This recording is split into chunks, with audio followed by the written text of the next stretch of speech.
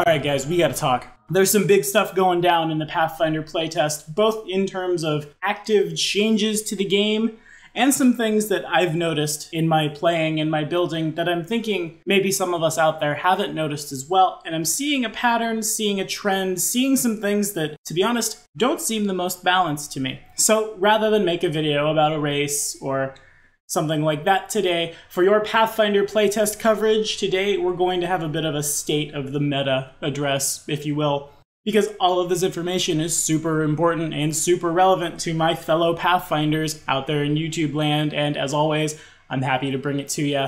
Remember, if you guys are liking what you're seeing, hit that like button, hit that subscribe button. Today, this episode of your Pathfinder 2nd Edition playtest content was brought to you in part by Michael Baker.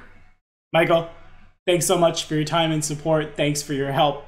I look forward to our patron chat sometime this month. Now, let's get to it. Okay, so it was pointed out on my cleric optimization video that on a Twitch stream, on the heels of that video, it was announced by Logan Bonner that signature skills are getting removed from Pathfinder 2nd Edition. Paizo's blog out on Monday on the road to Somberfell Hall corroborates this, amongst a bunch of other updates.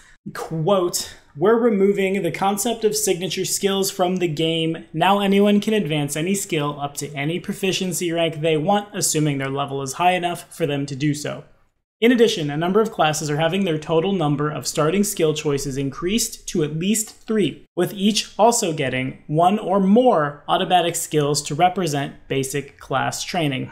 You guys can head on over to the blog if you'd like to grab new character sheets without that big ol' signature skill bubble. And also, this is a good time to note that we definitely see there are some updates rolling out. Errata is already happening in the Pathfinder playtest.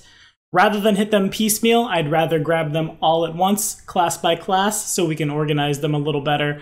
So everyone who wants to know what changed about their barbarian or their druid or their barbarian archetyped into druid can find them all in one convenient place. Stay tuned for that.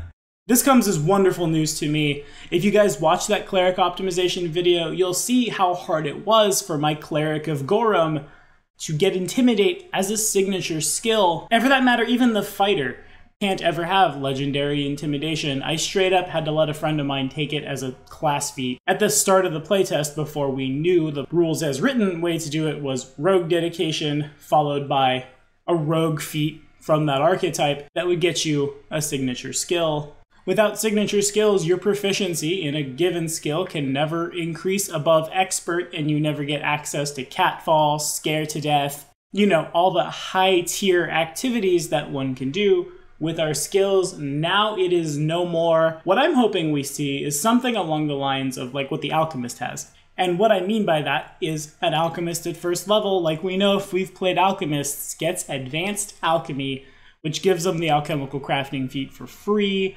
gives them 4 additional common first level formula, lets them create in batches, they get the infuse trait, etc., etc. It doesn't stop anyone else from creating potions and poisons and things. That was actually my first class feat on my ranger at Broken Universe. I decided would be alchemical crafting. We're gonna play around with a little bit of shoot 'em with some drow poison, assuming we find drow poison. You get the idea though. Everyone can do it. The alchemist can do it a little better. Implementing something like that across all of the classes, in my opinion, helps define what the class is in terms of skills, because the way archetypes seem to work to me right now, the signature skills were one of the things that defined a class, right up there with proficiencies and hit dice. But it doesn't stop anyone from getting to the high tier stuff. They just don't quite do it as well or don't get quite as much value out of it. To me, that just seems a lot more balanced. Now, on the subject of balance, that's the second thing I wanted to bring up today.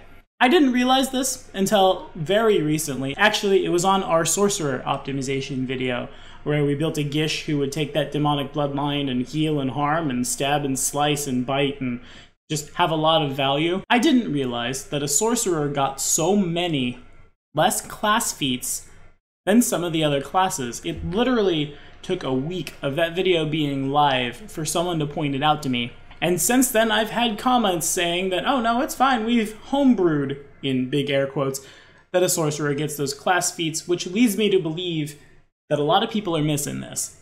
A sorcerer gets its class feats at 2, 4, 8, 14, 18, and 20th, and is at the back of the pack in terms of when they get what. I did a little more digging, and the same is true for all of the casters. That's clerics, that's bards, that's druids, that's wizards, all of the above.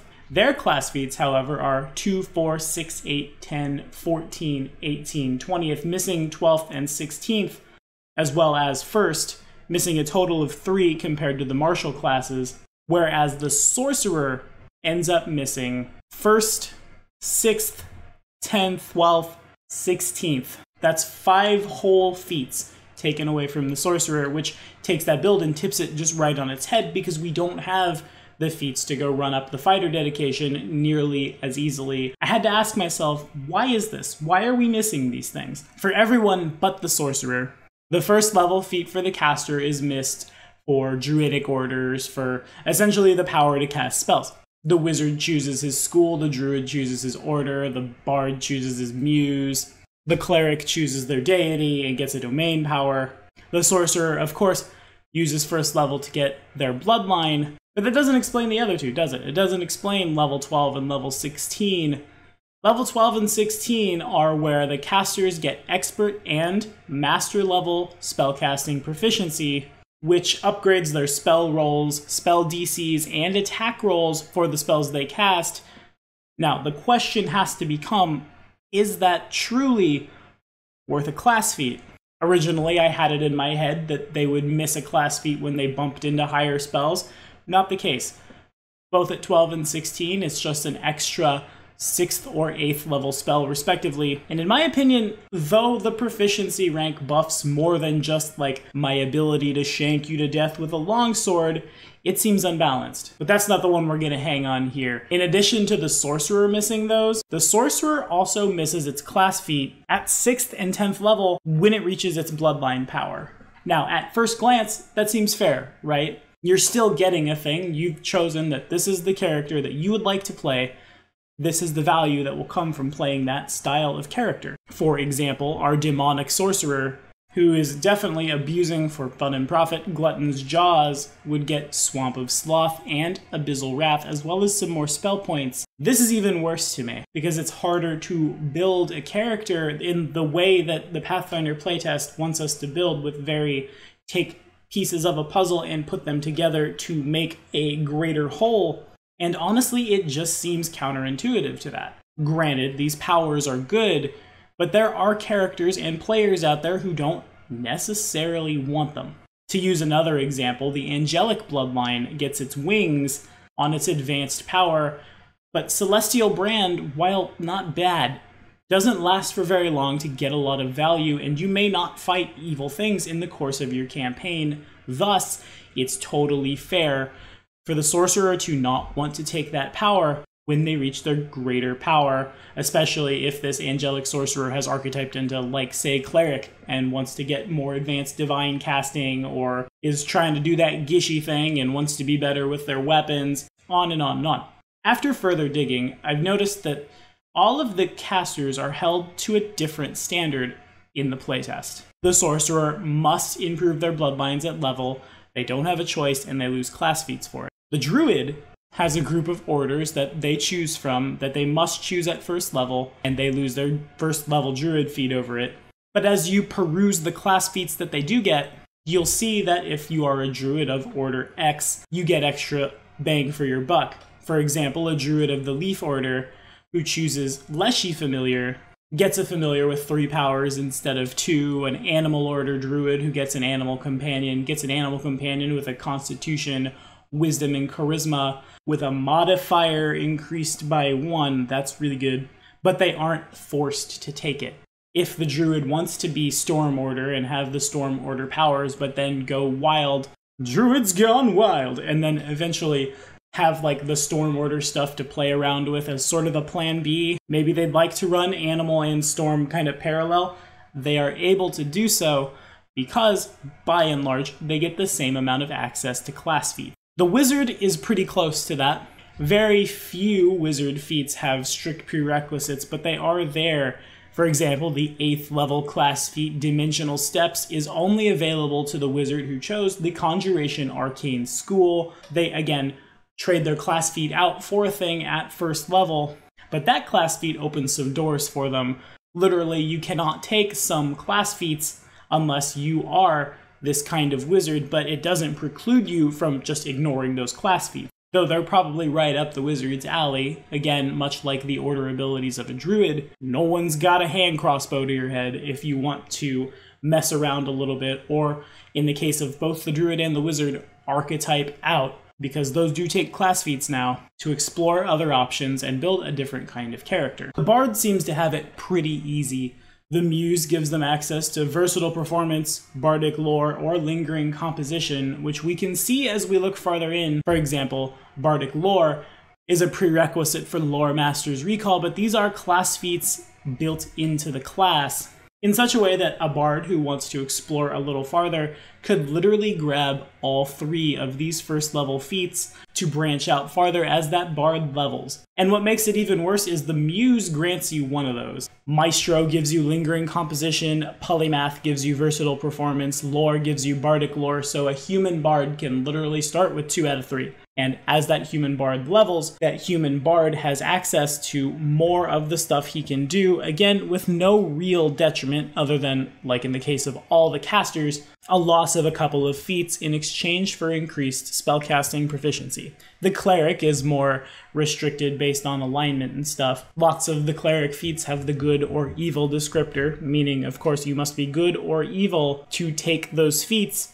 There are some feats that require you to channel positive or negative energy, or have a certain domain. But with things like Expanded Domain and though this is technically not playtest material, this coming from a guy who's in a party right now with a cleric of Angrad from the Dwarven Pantheon, Expanded Domain can hand you almost all of those on a mithril platter. Though, of course, an evil cleric can never be good, a good cleric can never be evil, and once you choose to channel to heal or harm, that can never be changed. Extra domains, being prerequisites for things, are only as restrictive as the god you choose. And again, the cleric doesn't have to, as the cleric chooses its domain, much in the same way that the bard doesn't have to improve its muse. A cleric is not forced to take all of the domain powers of the god they choose, which is pretty good, because some of them are strong, some of them are just not as good. That's the nature of having more than one choice on a thing, right? And now that I've said all that, the 2 points I want to make here are, first and foremost, it seems unfair to me to lose a class feat in exchange for an increase in spellcasting proficiency. In a world with 4 degrees of success, in a world where our spells mostly still have effects on failures, but are not, strictly speaking, the save or suck spells of Pathfinder 1st Edition, valuing that +1 to DCs, though it's a little harder to raise that DC admittedly, doesn't seem worth it to me in exchange for being able to build the character you want to play. On the other side of that, the loss of those feats, especially when it comes to the sorcerer and the more feats they lose by having a bloodline, makes it easier for our rogues, fighters, monks, paladins, rangers, barbarians, and alchemists to step into the shoes of the caster, archetyping into cleric or wizard right now, or as far as we know, unless the face of archetypes change, honestly, I truly hope it doesn't, I'm really enjoying it, and stand on sometimes better footing than the casters, though of course they can never get to 10th level spells. That's not always the best reward, because a lot of games don't go to 20th level. I've realized now that I have you guys out there in internet land, now that we have these conversations going, and now that here on YouTube I'm a little more popular, I've been a very lucky man in all of my Pathfinder games in that I've never had one, until very recently, not go all the way to 20th level. Most people just don't have that. So the logic behind, well, this caster is going to get the higher level spells, and that seems to balance it, isn't quite right to me, because a lot of casters will never see those spells. It just seems like an intrinsic class feature to me that our spell DCs should go up. In the same way that the ranger's hunt target decreases the negative on a roll from attacking a bunch, in the same way that a rogue's sneak attack goes up, we aren't penalized for having that. We shouldn't be penalized for having our spells be better either. Second point, the sorcerer feels incredibly unbalanced right now. I understand that certain classes are going to function different in the terms of their spellcasting. I also understand from a flavor aspect that it makes total sense that a sorcerer has this bloodline and probably can't go into that bloodline, cross-blooded sorcerers aside, of course. But the loss of that many class feats really, in my opinion, just puts the sorcerer really far behind, and it's not always for as much value. And while I'm okay with the casters feeling a little different in terms of how they work, the fact that they're not all one and the same does lead to a form of tier list. And though I'm not necessarily gonna sit here and say that, oh, this class is best because this, because it's still a playtest, I haven't even really looked at like the occult spell list, so that remains to be seen. It just seems like the sorcerer gets the short end of the stick, so I propose that it would be a better idea to make the greater and advanced bloodline powers class feats that the sorcerer may or may not take. Kind of like how the barbarian works. The barbarian, who, mind you, gets a class feat at first level and every even-numbered level after, like the marshals, like really I thought how everyone worked, has a choice that they have to make at first level as well. That's their totem. Let's pretend I chose the dragon totem.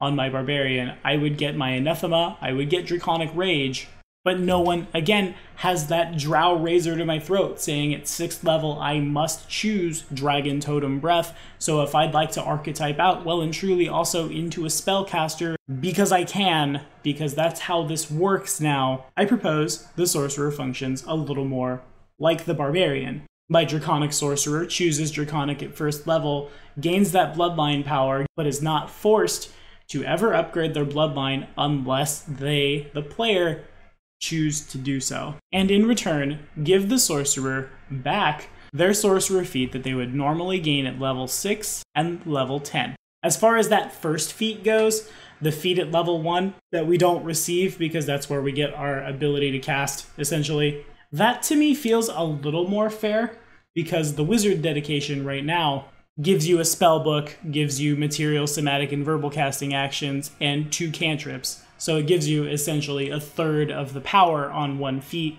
And then you have to get that second feat, basic wizard spellcasting, to get 2 level 1 spells added to your spellbook, but the spell slots are considerably smaller. While, again, with 4 degrees of success and no longer the save or suck meta that was Pathfinder 1st edition, it seems like it's a little more worthy to let spells run out into the meta.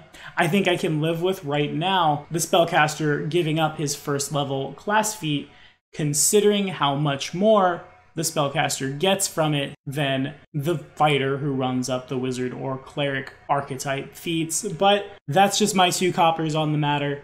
That's what I've noticed so far. And I, of course, am only one man. What do you guys think? Are we playing casters? Does it feel balanced? Do you feel robbed of class feats? Did you notice as we're playing through the Pathfinder playtest that we didn't get those feats? Because I didn't at all. Wasn't even thinking about it, and I know some of my fellow players are in that same boat. But that's all we have time for today. Thank you guys so much for watching. Again, be sure to like and subscribe for more videos. The next episode of your Pathfinder 2nd edition preview content drops this Saturday.